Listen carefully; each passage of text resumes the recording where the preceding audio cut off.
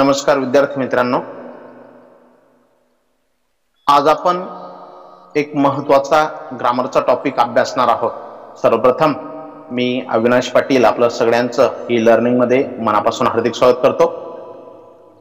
E लर्निंगच्या माध्यमातून ग्रामरचे वेगवेगळे topic अभ्यासत असताना आज आपण जो महत्त्वाचा टॉपिक पाहणार आहोत तो टॉपिक आपल्याला समजून घ्यायचा आहे. ओके, चला तर मग सुरुवात करूया आजच्या टॉपिकला, आजच्या घटकाला.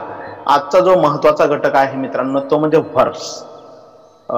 Do you know verbs? What do you mean by verbs? Verbs म्हणजे काय तुम्हाला माहित असेल. व्हर्ब्स म्हणजे क्रियापद, आणि हे क्रियापद सिंपल टेन्सेस मध्ये कोणत्या रूपामध्ये वापरलं जातं किंवा साध्या काळामध्ये. मग साधे काळ तुम्हाला आता काळ माहिती असतील. There are 3 main tenses: present tense, past tense आणि फ्युचर टेन्स. 3 महत्वाचे काळ आहेत: प्रेझेंट टेन्स, पास्ट टेन्स आणि फ्युचर टेन्स. आणि या तीनही काळांमध्ये त्याचा उपयोग कसा केला जातो ते आपल्याला या ठिकाणी समजून घ्यायचंय. सुरुवातीला पाहूयात आपण simple present tense. Simple present tense मध्ये याचा उपयोग हा कशा पद्धतीने होत असतो ते आपल्याला या ठिकाणी समजून घ्यायचंय. Okay, just a minute. तर सिंपल प्रेझेंट टेन्स मध्ये हा जो काळ आहे तो कशा पद्धतीने वापरला जातो ते आपल्याला या ठिकाणी समजून घ्यायचंय. त्या संदर्भात काही माहिती या ठिकाणी आपण पाहणार आहोत. ती अशा पद्धतीची. पहिला जो नियम आहे साध्या वर्तमान काळामध्ये क्रियापदाचं कोणतं रूप वापरतात त्या संदर्भातलं.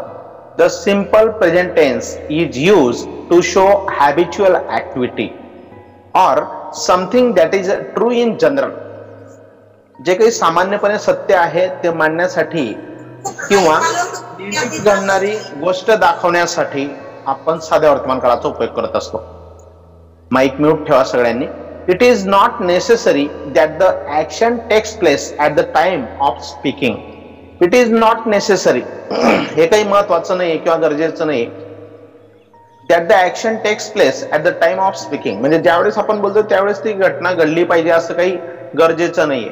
मग हे केव्हा घडत असतं? ज्यावेळेस कंटिन्युअस टेन्स असेल, अपूर्ण काळ असतो तेव्हा. परंतु आता आपण कोणता काळ पाहतोय? सिंपल प्रेझेंट टेन्स पाहतोय. मग बघूयात क्रियापदाचं कोणतं रूप वापरतात ते उदाहरणाच्या साहाय्याने. साध्या वर्तमान काळामध्ये बघा एक उदाहरण या ठिकाणी आपल्या समोर येत आहे. Grandmother goes for a walk every evening. आता साध्या वर्तमान काळाचं सूत्र जर मी तुम्हाला विचारलं तर तुम्हाला सांगता आलं पाहिजे. सूत्र सांगता येईल कोणाला तुमच्यापैकी? सिंपल प्रेझेंट टेन्सचं सूत्र, फॉर्म्युला सर सांगू? सांग बेटा. एस सब्जेक्ट प्लस वर्ब कंसात एस किंवा ES plus object. Very good, very good. आता या ठिकाणी सूत्र सांगितलं आपल्याला सब्जेक्ट प्लस वर्ब कंसात एस किंवा ईएस. आता या ठिकाणी ग्रँडमदर हा सब्जेक्ट आहे आणि क्रियापद आहे गो, आणि कंसातला जो एस ईएस होता त्यापैकी इथे ईएस लागलेला आपल्याला दिसतोय. म्हणजेच काय, ज्यावेळेस साध्या वर्तमान काळामध्ये सिंपल प्रेझेंट टेन्स मध्ये कर्ता हा तृतीय पुरुषी एकवचनी असेल. म्हणजेच काय, ही, शी, इट हा तृतीय पुरुषी एकवचनी कर्ता असेल किंवा त्यांच्या ऐवजी हीच्या ऐवजी एखाद्या माणसाचं नाव असेल, शीच्या ऐवजी एखाद्या स्त्रीचं नाव असेल किंवा इटच्या ऐवजी एखाद्या निर्जीव वस्तूचं किंवा प्राण्याचं नाव असेल, एकवचनी कर्ता असेल, तेव्हा आपण क्रियापदाला यस किंवा ईएस प्रत्यय लावतो. किंवा साध्या वर्तमान काळामध्ये तुमच्या लक्षात आलं असेल म्हणून इथं ग्रँडमदर नंतर आपल्या क्रियापदाला ईएस प्रत्यय लागलेला आहे. Grandmother goes for a walk every evening. याच्यावरून आपल्याला सांगता येईल मित्रांनो का ज्यावेळेस एकवचनी कर्ता असेल ना क्रियापदाला, जर यस किंवा ईएस प्रत्यय लागलेला असेल कर्त्यानंतर आलेल्या क्रियापदाला, तर त्यावेळेस तुम्ही सहज सांगू शकतात का हा सिंपल प्रेझेंट टेन्स आहे. ओके, हे पहिलं उदाहरण. दुसरं उदाहरण पाहूयात आपण. Birds fly to their nest at sundown. आता या ठिकाणी अनेक वचनी कर्ता आहे बर्ड्स, म्हणून त्याच्यानंतर क्रियापद मूळ रूपात आलेलं आहे. याला आपण बेस फॉर्म सुद्धा म्हणतो. मग बर्ड्स अनेक वचनी कर्ता आहे म्हणून इथं फ्लाय आलेला आहे. जर समजा बर्ड एक वचनी कर्ता राहिला असता इथं सुरुवातीचा, तर इथं फ्लायचा वचन राहिलं असतं फ्लाईज. ओके, हे 2 उदाहरण आहेत. जरी हे इंग्रजीमध्ये ही पीपीटी असली तरी मी तुम्हाला मराठीमध्ये सांगण्याचा प्रयत्न करतोय, ते समजून घेऊयात. दुसरा महत्वाचा नियम आहे. आता आपण काय पाहतोय टॉपिक बघा, व्हर्ब्स क्रियापद सिंपल टेन्सेस मध्ये म्हणजे साध्या काळामध्ये, आणि आपण पहिला काळ पाहतोय सिंपल प्रेझेंट टेन्स. लक्षात घ्या. ओके, आता सिंपल प्रेझेंट टेन्स मध्ये the form of the verb in the simple present tense changes according to the subject in the sentence. त्या वाक्याचा जो कर्ता असतो ना, त्या कर्त्याला अनुसरून ते क्रियापद बदलत असतं. जी वरची दोन उदाहरणं आपण पाहिली. आता या ठिकाणी कर्त्याला अनुसरून क्रियापदाची रूप बदलली. आता पुढे त्याने म्हटलंय sometimes the base or root form of the verb is use. काही वेळेस काय होतं, क्रियापदाचं मूळ रूप वापरलं जातं. जसं इथं बर्ड्स नंतर मूळ रूप वापरलं गेलं होतं. Sometimes the yes or yes form of the verb is use. आणि काही वेळेस क्रियापदाला येस किंवा येस प्रत्यय लागलेलं रूप वापरलं जात असतं, जे आपण पहिल्या वाक्यामध्ये पाहिलं. मग याची सुद्धा आपण उदाहरणं पाहणार आहोत, जी तुमच्या लक्षात येतील. मग या ठिकाणी रूट वर्ब म्हणजे क्रियापदाचं मूळ रूप केव्हा वापरलं जातं आणि क्रियापदाला यस यस प्रत्यय केव्हा लागतं, ते कशावर अवलंबून असतं, ते कर्त्यावर अवलंबून असतं. लक्षात घ्या. म्हणून या ठिकाणी आता आपण उदाहरण पाहणार आहोत. पहिलं उदाहरण, दे गिव्ह अस जॉब्स. आता एकच क्रियापद असलेलं उदाहरण पाहतोय आपण. They give us jobs. इथं दे हा कर्ता असल्यामुळे, अनेक गोष्टी करता असल्यामुळे क्रियापदाचं रूप गिव्ह हे बेस फॉर्म आलंय. बेस म्हणजे काय, मूळ रूप, क्रियापदाचं मूळ रूप. ओके. आता त्याच्यानंतर आपण पुढचं उदाहरण पाहणार आहोत. दुसरं, ही गिव्हज अस जॉब्स. आता या ठिकाणी तेच क्रियापद आहे, गिव्ह आहे, पण त्याला यस प्रत्यय लागलेला आहे. Gives, yes form of the base verb, म्हणजे बेस वर्बला मूळ क्रियापदाला यस प्रत्यय लागला आहे. मग इथे यस प्रत्यय का लागला? यस, आता मी तुम्हाला जो नियम सांगितला, पहिला नियम आपण जो पाहिला, तर या ठिकाणी पहिल्या नियमाच्या वेळेस मी स्पष्टीकरणामध्ये तुम्हाला सांगितलं, जर तृतीय पुरुषी एकवचनी करता असेल, मग तृतीय पुरुषी एकवचनी करते कोणते आहेत? ही, शी, इट. आणि त्यांच्यानंतर साध्या वर्तमान काळामध्ये जर ही, शी, इट करता असेल तर त्याच्यानंतर क्रियापदाला यस किंवा यस प्रत्यय लागत असतं. जसं इथं ग्रँडमदर नंतर गोज होता, तसा ही नंतर इथं सुद्धा गिव्हज आहे. ओके, लक्षात आलं एवढं सगळ्यांना? हे दोनही नियम समजले? हो सर. ओके. हो सर. Yes yes. मी प्रश्न विचारणार आहे तुम्हाला, नंतर ते सांगता आले पाहिजेत. ओके. पुढच्या स्लाइड कडे जाऊयात आपण. पुढची स्लाइड.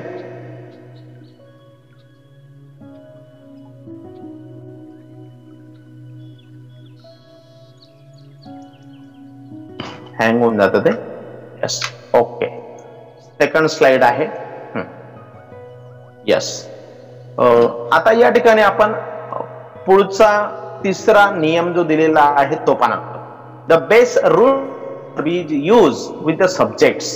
आता कर्त्यांनंतर, कोणत्या कर्त्यांनंतर बेस म्हणजेच रूट फॉर्म, क्रियापदाचं मूळ रूप वापरलं जातं, ते आपण पाहणार आहोत.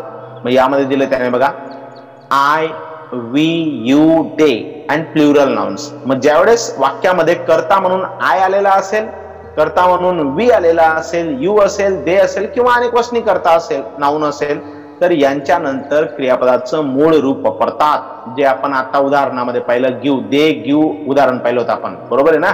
म्हणजेच हा दे. मग कोणकोणते करते असे ज्यांच्यानंतर क्रियापदाचं मूळ रूप वापरतात? मग आय कर्ता असेल, वी असेल, यू असेल, दे असेल किंवा अनेक वचनी नाउन असेल, त्यांच्यानंतर क्रियापदाचं रूट फॉर्म म्हणजेच बेस फॉर्म वापरतात, मूळ रूप. याची उदाहरणं पाहूयात आपण. याचं उदाहरण या ठिकाणी आपल्याला पाहता येईल बघा. I go. Okay. We go, you go आणि दे गो. म्हणजे हे जे कर्ते आहेत, जर हे कर्ते वाक्यामध्ये आले तर त्यांच्यानंतर क्रियापदाचं बेस फॉर्म म्हणजेच काय, मूळ क्रियापद वापरलं जातं. गो, गो, गो प्रत्येक ठिकाणी वापरलेलं आहे. यस. नेक्स्ट, नंबर 4, चौथा नियम आहे. The S or ES form of the verb is use with the subject he, she, it and singular nouns.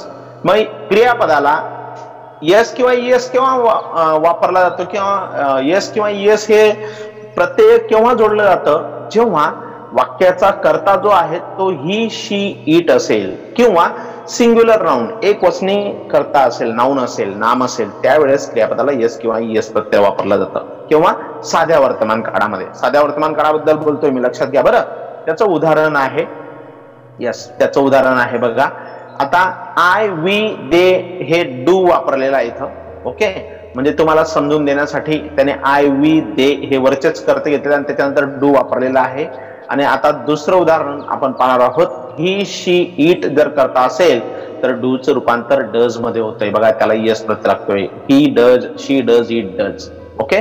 याच्यावरून तुमच्या लक्षात आलं असेल का यस, ईएस प्रत्यय क्रियापदाला केव्हा लागतं? जेव्हा ही, शी, इट करता असेल किंवा एकवचनी नाम असेल त्यावेळेस. Okay.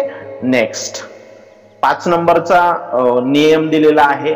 The be verb form of you, we, they and plural subjects is R.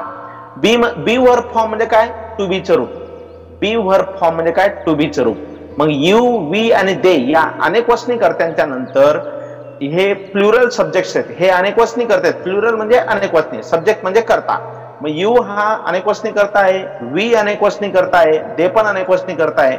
मग अशा अनेकवचनी कर्त्यांच्या नंतर आपण वर्तमान काळामध्ये आर वापरतो. ओके.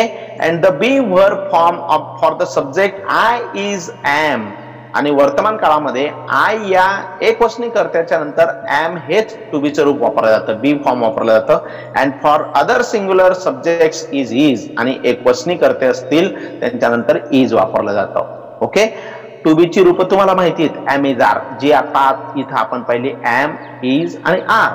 मग एम कुठे वापरला जातो, इज कुठे वापरला जातो आणि आर कुठे वापरला जातो, त्याचे उदाहरण या ठिकाणी आता मी जस्ट तुम्हाला सांगितलं. यानंतर आता आपण पाहणार आहोत सिंपल पास्ट टेन्स. ओके, साधा भूतकाळ. मला वाटतं वर्तमान काळाचे 5ही नियम तुमच्या लक्षात आले असतील. आता भूतकाळाबद्दल आपण पाहणार आहोत सिंपल पास्ट टेन्स. याचे सुद्धा काही नियम आहेत. पहिला नियम याचा आपल्या समोर आहे. The simple past tense is use to express an action that happened once in the past. भूतकाळामध्ये एकदा घडलेल्या घटनेसाठी, ती घटना व्यक्त करण्यासाठी आपण साधा भूतकाळ वापरत असतो. भूतकाळामध्ये घडलेली एखादी गोष्ट असेल, घटना असेल, ती व्यक्त, कृती असेल, ती व्यक्त करण्यासाठी आपण साधा भूतकाळ वापरत असतो. फॉर एक्झाम्पल, उदाहरण त्याचं पाहणार आहोत. दुसरा महत्वाचा नियम दिलाय, उदाहरण आपण नंतर पाहणार आहोत. You can form the simple past tense in the following ways. मग साधा भूतकाळ तुम्ही कशा पद्धतीने तयार करू शकता, तो खालील पद्धतीने. मग याच्यामध्ये त्याने दिलेले आहे, पहिला मुद्दा दिलाय regular verbs past tense ending in ED. मग अशी काही क्रियापद आहेत जे यांना आपण नियमित क्रियापद म्हणतो. बघा, रेग्युलर व्हर्ब्स तुम्ही माझ्या तोंडात ऐकलं असेल. मी तुम्हाला व्हर्ब्स हा टॉपिक समजून देत असताना, रेग्युलर व्हर्ब्स म्हणजे काय, नियमित क्रियापद. व्हर्बचे 2 प्रकार आहेत, रेग्युलर आणि इरेग्युलर. त्यापैकी रेग्युलर व्हर्ब म्हणजे रेग्युलर नियमित क्रियापद. मग नियमित क्रियापद म्हणजे काय, ज्याचं भूतकाळी आणि भूतकाळी धातू साधित रूप म्हणजे दुसरं आणि तिसरं रूप म्हणजे V2 आणि V3 याला ईडी प्रत्यय लागलेला असतो, त्याला आपण रेग्युलर व्हर्ब्स म्हणतो. या ठिकाणी आपण पाहणार आहोत. बघा, add ED to the base verb म्हणजेच काय, ज्या मूळ क्रियापदाला ईडी प्रत्यय लागतो त्याला आपण रेग्युलर व्हर्ब्स म्हणतो. फॉर एक्झाम्पल दिलं त्याने, बघा, स्टे, हे स्पेलिंग चुकलेलं आहे, STAY, स्टे, त्याचा भूतकाळ आहे स्टेड, ईडी प्रत्यय लागलेला. वॉक याचा भूतकाळ आहे ईडी प्रत्यय लागलेला, वॉक्ड. यांना आपण रेग्युलर व्हर्ब्स म्हणतो. पुढचा दुसरा महत्वाचा नियम दिलाय, keep the ending E and then add only D to the base verb. मग भूतकाळामध्ये काही क्रियापद अशी असतात ज्यांच्या शेवटी ई अक्षर आलेलं असतं. मग त्याचं भूतकाळी रूप बनवताना फक्त डी प्रत्यय लागतो. काय लागतो, फक्त डी प्रत्यय लागतो. मग अशी कोणती क्रियापद आहेत, आता याच्यामध्ये तुमच्या लक्षात येईल उदाहरणावरनं. फॉर एक्झाम्पल, या ठिकाणी क्रियापद आहे डाय, DIE, शेवटी ई आहे ना, मग त्याचा भूतकाळी रूप तयार करत असताना आता पुन्हा ईडी लावण्याची गरज नाही, त्याला फक्त डी लावायचा आहे, डाईड. पुढचं क्रियापद आहे शेअर, SHARE, शेअर, शेवटी ई आलेला आहे ना, मग त्याला फक्त डी प्रत्यय जोडायचा आहे आणि त्याचं पास्ट टेन्स तयार होतोय, शेअर्ड. ओके, या पद्धतीने आपल्याला हे एंडिंग, ई एंडिंग असलेले काही क्रियापद आणि त्यांचं भूतकाळी रूप आपल्याला तयार करता येतील. त्याच्यानंतर नेक्स्ट थर्ड जो तिसरा नियम आहे तो या पद्धतीने दिला आहे, double the last letter and then add ED.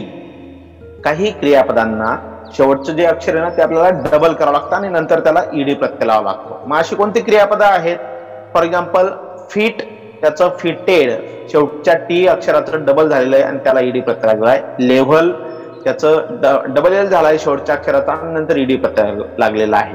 मग ही क्रियापद तुम्हाला लक्षात ठेवावी लागतील, पाठ करून घ्यावी लागतील. याची यादी, क्रियापदांची जी यादी आहे ती आपल्याला समजून घ्यावी लागेल. आपला एक नवीन उपक्रम आहे, व्होकॅब्युलरीशी संबंधित 10 नवीन शब्द मी दररोज तुम्हाला देतोय. त्याच्यामध्ये क्रियापदाची 3ही रूपं मी देत असतो. तुमच्याकडे ते व्हिडिओच्या लिंक असतील तर त्याच्यामध्ये बघा. बेस वर्ब आहे, मूळ क्रियापद, त्याचं स्पेलिंग, त्याचा अर्थ आणि त्याच्यानंतर त्याचं पास्ट टेन्स, त्याचं भूतकाळी रूप पण दिलंय मी आणि पास्ट पार्टिसिपल म्हणजे त्याचं तिसरं रूप पण दिलंय, V2 आणि V3. ते 3ही रूप तुम्हाला तिथे पाहायला मिळतील आणि त्यांचा अर्थ सुद्धा. म्हणजे ते 10 शब्द जर तुम्ही दररोज पाठ केले त्याच्यासोबत तुमचे V2 आणि V3 सुद्धा पाठ होत आहेत, लक्षात घ्या, जे इथं तुम्हाला ते उपयोगात येतील. त्याच्यानंतर आपण पुढचं पाहणार आहोत. यस,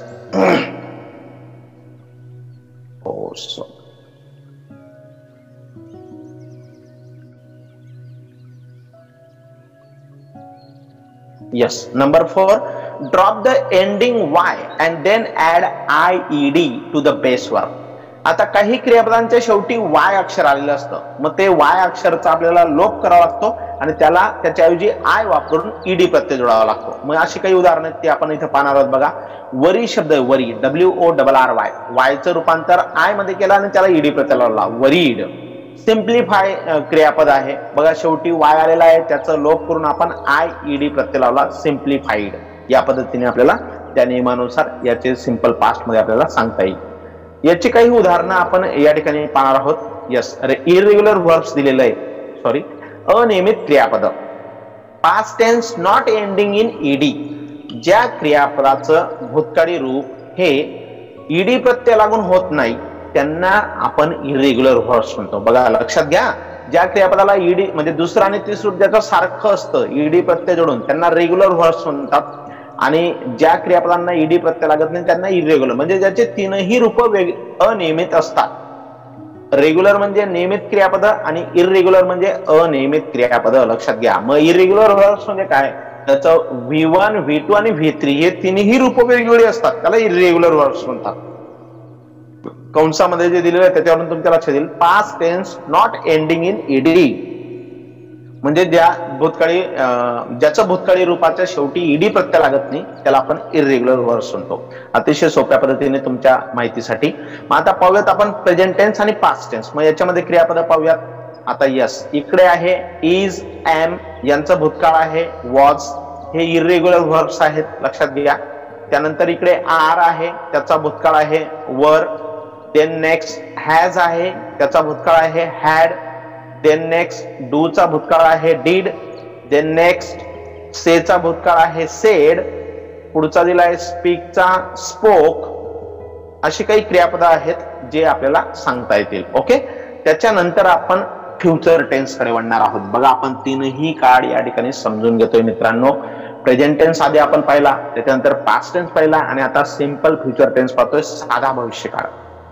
मग साध्या भविष्य काळामध्ये क्रियापदाचं कोणतं रूप वापरतात, कोणत्या प्रकारचं क्रियापद वापरतात ते आपल्याला इथे समजून घ्यायचं आहे. ओके, आणि क्रियापदाच्या रूपावरून किंवा क्रियापदावरून तुम्हाला काळ ओळखता येतो. लक्षात घ्या, जर हे प्रकरण तुम्ही काळजीपूर्वक समजून घेतलं, आजचं हे सेशन काळजीपूर्वक समजून घेतलं, तर तुम्हाला वाक्य पाहिल्याबरोबर ते साध्या वर्तमान काळातलं आहे, साध्या भूतकाळातलं आहे की साध्या भविष्य काळातलं आहे हे तुम्ही सहज ओळखणार. यस, मग या ठिकाणी आपण पाहणार आहोत आता सिंपल फ्युचर टेन्स बद्दल माहिती घेणार आहोत. यस, पहिला नियम दिलेला आहे सिंपल फ्युचर बद्दल. The simple future tense is use to show some activity that will occur in future. भविष्यामध्ये घडणाऱ्या एखाद्या कृतीबद्दल जे दाखवलं जातं किंवा भविष्यामध्ये घडणाऱ्या एखाद्या गोष्टीबद्दल जे सांगितलं जातं ते सिंपल फ्युचर मध्ये म्हणजे साध्या भविष्य काळामध्ये दाखवलं जातं. मग याच्या संदर्भात आपल्याला उदाहरण पाहायचंय. Grandfather will go for a walk this evening.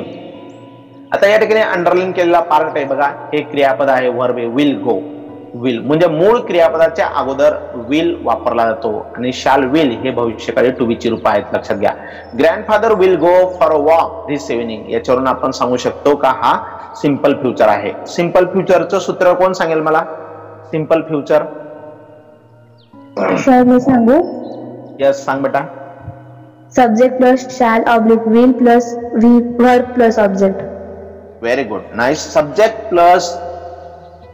Plus shall किंवा विल प्लस V1 किंवा मूळ क्रियापद प्लस ऑब्जेक्ट, अशा पद्धतीने आपल्याला त्याचं सांगता येईल. आणि साध्या भूतकाळाचं सूत्र विचारलं गेलं नाही माझ्याकडनं, ते कोण सांगेल? सिंपल पास्टचं सूत्र. सिंपल पास्ट दुर्वेश सांग सिंपल पास्टचं. Subject plus V2 object. Subject plus V2 plus object. Yes, very good, बरोबर आहे. आता सिंपल फ्युचर बद्दल आपण पाहतोय आणि सिंपल फ्युचरचं एक उदाहरण, पहिला नियम आणि त्याचं उदाहरण आपण या ठिकाणी पाहिलं. त्याच्यानंतर दुसरा महत्वाचा नियम आहे का पाहूयात आपण इथं. यस, सेकंड नियम आहे बघा, सॉरी उदाहरण आहे दुसरं. I shall rest after lunch. I नंतर इथं शाल वापरलेला आहे आणि त्यानंतर मूळ क्रियापद आहे. I shall rest after lunch, शाल रेस्ट. लक्षात घ्या, साध्या भविष्य काळामध्ये शाल आणि विल यांच्या नंतर क्रियापदाचं मूळ रूप येत असतं, त्याला कोणतंही प्रत्यय जोडलेलं नसतं, मूळ रूप असतं क्रियापदाचं. लक्षात घ्या. देन नेक्स्ट दुसरा महत्वाचा नियम आहे, the simple future tense is form by using the model auxiliaries will or shall before the base verb. जे मी तुम्हाला आता सांगितलं ना ते दुसऱ्या नियमामध्ये दिलेलं आहे बघा. The simple future tense is form, साधा भविष्यकाळ कसा तयार होतो, by using the modal auxiliaries, modal ऑक्झिलरीचा उपयोग केला जातो. कोणत्या मॉडेल ऑक्झिलरीचा, विल किंवा शॅलचा. आणि कशापूर्वी, बिफोर, बिफोर म्हणजे च्यापूर्वी, द बेस वर्ब मूळ क्रियापदाच्या पूर्वी साध्या भविष्यकाळामध्ये विल किंवा शाल यांच्यापैकी एक मॉडेल ऑक्झिलरी वापरली जाते. मग या दोनही उदाहरणांमध्ये जर आपण पाहिलं, मूळ क्रियापद आहे पहिल्या वाक्यामध्ये गो, दुसऱ्या वाक्यामध्ये रेस्ट आणि त्यांच्या अगोदर शाल किंवा विल वापरलेला आहे. मग याच्यावरून तुम्ही सांगू शकता का या ठिकाणी आपल्याला सांगता येईल का मूळ क्रियापदाच्या आधी शाल विलचा आपण वापर करत असतो. ओके, अशा पद्धतीने आपल्याला या ठिकाणी सांगता येईल. त्याच्यानंतर पुढचा तिसरा महत्वाचा नियम दिलेला आहे, shall is generally use with the subjects I और वी. मित्रांनो, हा महत्वाचा नियम आहे, भविष्यकाळाच्या बाबतीत लक्षात घ्या. आय आणि वी या कर्त्याच्या नंतर शाल वापरला जातो. However it can be use with other subjects to indicate a threat or scolding or warning. Will is use with all other subjects. आणि इतर म्हणजे प्रत्येक याच्या नंतर आपण विल सुद्धा वापरू शकतो, प्रत्येक कर्त्याच्या नंतर. परंतु हा पूर्वी हा एक नियम होता का आय आणि वी नंतर शाल वापरला जायचा किंवा वापरला जात होता, किंवा अजूनही आपण वापरू शकतो आय वी नंतर. आणि विल मात्र आपण कोणत्याही कर्त्यानंतर वापरू शकतो. ओके, आय शाल अशा पद्धतीने. आता इथं हे उदाहरण दिलेलं आहे, इकडे पहिल्या नियमाच्या खाली आपण उदाहरण पाहिलं, आय शाल रेस्ट. ओके, आय नंतर विल सुद्धा आपण वापरू शकतो, पण शाल मात्र आय आणि वी या दोन कर्त्यांनंतरच तुम्ही वापरू शकता. इतर कर्त्यांसाठी शाल वापरता येत नाही किंवा वापरला जात नाही, हे लक्षात घ्या. शाल फक्त आय आणि वी या दोन कर्त्यांनंतरच वापरला जातो. उदाहरण आपण पाहणार आहोत, you will hear from me soon. आता या ठिकाणी यू नंतर विल वापरलेला आहे. दुसरं उदाहरण आपण पाहणार आहोत, दिलेलं आहे का तिथं, नाही एकच उदाहरण दिलेलं आहे. ओके ओके, यस, दुसरं पण उदाहरण दिलेलं आहे, I shall be 16 next month. I नंतर शालचा वापर केलेला आहे. आय आणि वी, जर इथं वी राहिला असता तर त्यानंतर सुद्धा आपण शाल वापरला असता. या पद्धतीने दोन उदाहरणं या ठिकाणी आपल्याला दिसतात, यू नंतर विल आणि आय नंतर. हा तिसरा नियम पुन्हा एकदा सांगतो, लक्षात घ्या. ज्यावेळेस करता आय आणि वी असेल त्याच्यानंतर आपण शाल वापरू शकतो, किंवा कोणत्याही कर्त्यानंतर आपण विल सुद्धा वापरू शकतो. जर तुम्हाला शाल वापरायचा असेल तर आय आणि वी हाच करता असला पाहिजे, एवढं लक्षात घ्या. ओके, या पद्धतीने मित्रांनो आज आपण या ठिकाणी वर्ब्स मध्ये सिंपल प्रेझेंट पाहिला, त्याच्यानंतर सिंपल पास्ट पाहिला आणि सिंपल फ्युचर देखील पाहिला. ओके, मला वाटतं तुम्हाला आजच्या या सेशन मध्ये वर्ब्स हे जे प्रकरण होतं ते चांगल्या प्रकारे समजलं असेल असं मला वाटतं. ओके.